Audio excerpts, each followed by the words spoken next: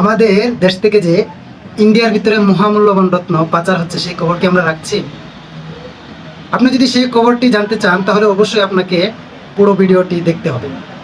অবশ্যই পুরো ভিডিওটি আপনি স্কিপ করে দেখবেন না। আমাদের বাংলাদেশে বর্তমানে দেখা যাচ্ছে যে আমরা ইলিশ পাঠাবো না, এই দুর্গাপূজায় এই সেই হ্যান ত্যান কত কিছু হচ্ছে ফেসবুক সোশ্যাল মিডিয়ার মাধ্যমে।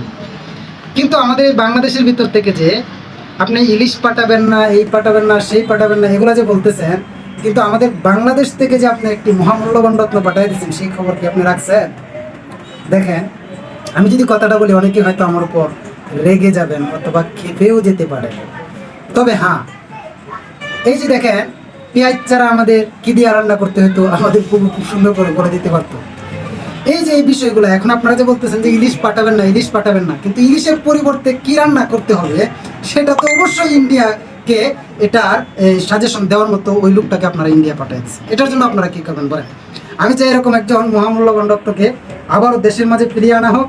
এমনকি তাকে আমরা যেহেতু ওনার স্বামীর বাড়িতে পাঠাইছি, আমরা আবার তাকে এখানে এনে আমাদের দেশের পক্ষ থেকে দেশের মানুষের যে আপ্যায়নটুকু ওনাকে করার দরকার, অবশ্যই আমাদের দেশের মানুষ ওই আপ্যায়নটুকু আমরা আমাদের বুবুকে দিতে চাই।